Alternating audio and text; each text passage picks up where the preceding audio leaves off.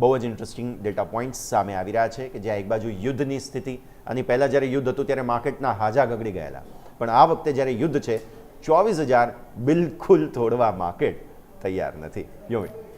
બિલકુલ yes, good morning. તમે જુઓ તો જે રીતે માર્કેટનું આપણને સેટઅપ જોવા મળી રહ્યું છે, 24,000 લેવલ તમે જો આજના કહેવાય ને કે આખું અઠવાડિયું તમે જુઓ તો એક સ્ટ્રોંગ સપોર્ટ તરીકે આપણને કામ કર્યું છે. તો લેટ્સ હોપ કે આજે પણ એ સપોર્ટ આપણને કામ કરે.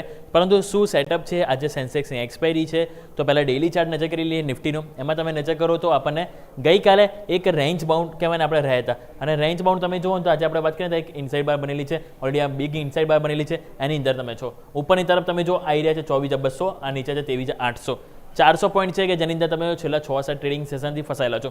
પહેલાં પણ તમે એ રેન્જમાં જતા, અહીંયા પણ જ્યારે હતા ને તમે એ રેન્જમાં જતા, ખાલી 3 દિવસ ઉપર ગયા, પરંતુ એમાં કોન્ફિડન્સ હતો. એટલે પ્રોબ્લેમ ત્યાં છે કે નીચે 23,800 અને ઉપર 24,200, 24,300 આની અંદર આપણે ફસાયેલા છે. પરંતુ પ્રશ્ન એ છે કે હવે આગળ માની લો કે આજનું આપણું જે ક્લોઝિંગ છે ગઈકાલનું 24,078 આ આપણું ક્લોઝિંગ છે. ગિફ્ટ નિફ્ટી મજબૂતી બતાવી રહ્યું છે, 40 થી 50 પોઈન્ટ મજબૂતી. સો લેટ્સ હોપ કે આપણે અહીંયા ઓપન થઈશું 24,100 થી 24,135ની આજુબાજુ. 24,000 કે જ્યાં તમે જુઓ ગઈકાલે એની ઉપર ક્લોઝ થવામાં સફળ નહોતું થયું, કારણ કે ત્યાં કોલ રેટેસ આવે છે. બીજી વસ્તુ 24,135 જ્યાં આવે છે તમારું 10 and 100 ડેમાં, એટલે કે 24,100 તમારું છે 10 ડેમાં, 24,135 તમારું 100 ડેમાં. એટલે આ એરિયા જે છે ને ઓપનિંગ બાદ બહુ ઇમ્પોર્ટન્ટ છે. સો ઓપનિંગ બાદ અગર આપણે 24,150ની ઉપર જો ટકીએ છીએ ને તો મોમેન્ટમ આવશે, અને મોમેન્ટમ કોન્ફિડન્સ લાવશે.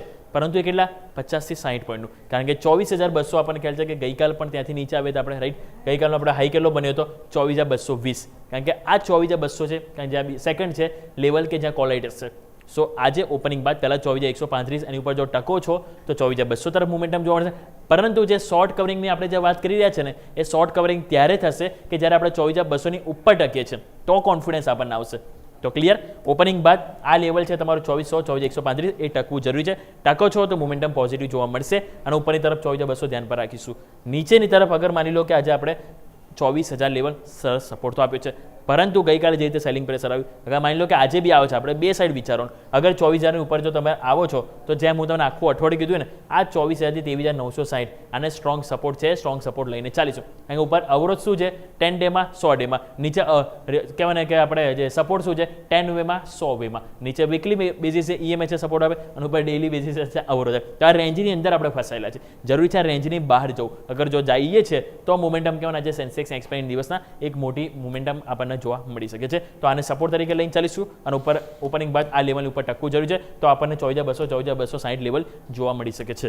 આવો વાત કરી લઈએ હવે 15 મિનિટ. 15 મિનિટમાં તમે જોશો ને ત્યાં તમને જોવા મળશે કે આ શું છે, એકદમ રેન્જમાં જો તમે જો આપણે છેલ્લા જુઓ તો 9 તારીખ આપણે જોઈએ તો 10 તારીખ આ એક રેન્જ ફસાયેલી છે, રેન્જની અંદર જ તમે કારોબાર કરી રહ્યા છો. એટલે એમાં તો તમને કોઈ ક્લિયર વ્યૂ છે નહીં, બસ સિમ્પલ છે કે આ જે એરિયા છે 24,000 મેક્સિમમ ટાઈમ તમને સપોર્ટ મળે છે, તો આજે પણ એ સપોર્ટ તરીકે લઈને ચાલીશું. અને ઉપર જે અવરોધ તમારો જે છે 24,200 છે, તમે જો મેક્સિમમ ટાઈમ તમને ત્યાં રિજેક્શન આવી છે, તો નીચે 24,200 200 પોઈન્ટની અંદર છે, ત્યાં સુધી કોઈ એટલી મોટી મોમેન્ટમ નહીં જોવા મળે. આની ઉપર યા નીચે જઈશું તો મોમેન્ટમ આપણને એક પોસિબલ જોવા મળી શકે છે. વાત કરીએ ઓપન ઇન્ટરેસ્ટ. ઓપન ઇન્ટરેસ્ટ તમે નજર કરો તો ગઈકાલે સ્વાભાવિક છે ઉપલા સ્તરથી જ્યારે પ્રોફિટ બુકિંગ આવ્યું તો 24,200 મેં તમને કીધું ને કે એક શોર્ટ કવરિંગ પોસિબલ ત્યારે જ આવશે માર્કેટમાં 24,200 ઉપર ટકશો.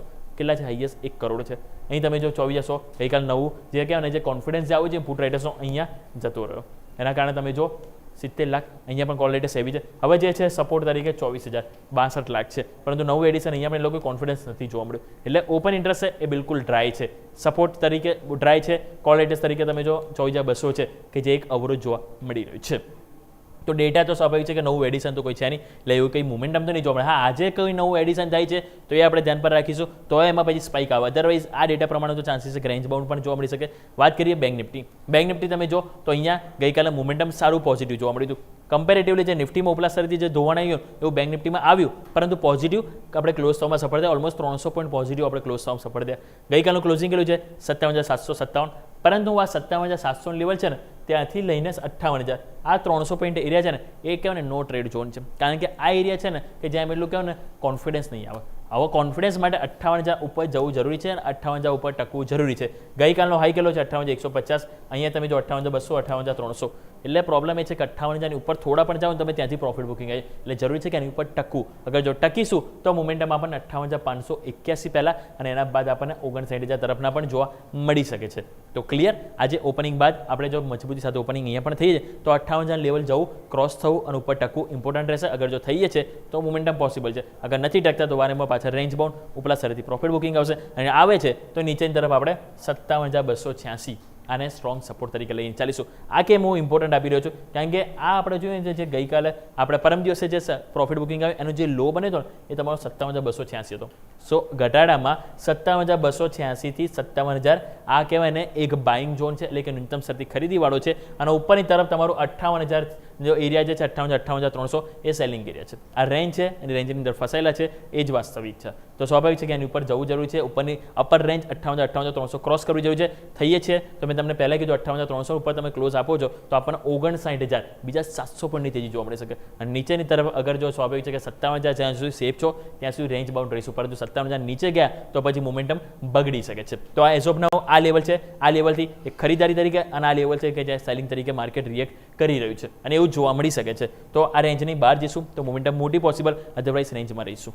વાત કરીએ 15 મિનિટ. 15 મિનિટ સેમ અહીંયા પણ તમે જો એ જ તમને જોવા મળશે રેન્જ બાઉન્ડ. છેલ્લા કેટલાય ટાઈમથી તમે જો તો ઉપર આપણે 58,000 જઈએ છીએ, 58,100, 200 ત્યાંથી રિજેક્શન આવે છે અને નીચે તમે જો તો આપણે આવીએ છીએ 57,500 કે જ્યાં તમે એક સપોર્ટ લઈ રહ્યા છો. તો સ્વાભાવિક છે કે આ જ એરિયા આપણે લઈને ચાલીશું 57,500, 57,400 આ એરિયા આવે છે તો એક બાઇંગ ઝોન તરીકે જોઈશું 15 મિનિટ પ્રમાણે. ઓપન ઇન્ટરેસ્ટ જો નજર કરીએ તો ઓપન ઇન્ટરેસ્ટમાં પણ તમને જોવા મળશે 57,500 કે જ્યાં કોલ રાઇટર્સ અને પુટ રાઇટર્સ બંને તરફથી ફાઇટ તો છે.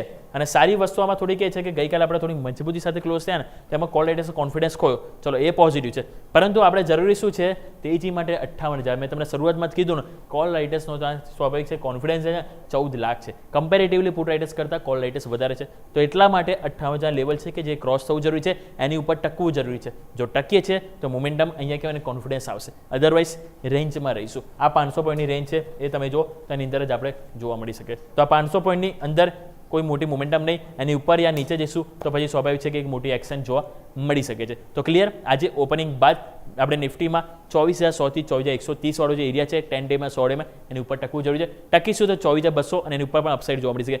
નીચેની તરફ સપોર્ટ તરીકે 24,000 જે વર્ક થઈ રહ્યું છે તો એને સપોર્ટ અને રિસ્પેક્ટ આપીશું. જ્યાં સુધી નથી તૂટતું ત્યાં સુધી એટલીસ્ટ મંદીનો વિચાર નહીં કરીએ. એ એક એરિયા છે કે જ્યાં એક બાય ડીપ વાળો છે. ક્લિયર, બેંક નિફ્ટીમાં આપણે જે મોત કરી 57,500 થી 58,000 આ એરિયા છે જે કન્સોલિડેશન એરિયા છે, એની ઉપર યા નીચે ફર્ધર મોટી એક્શન આપણને જોવા મળી શકે છે. યસ, ઓકે, તો આ છે સંકેતો ચાર્ટ્સ પર કે જેને ધ્યાન પર રાખી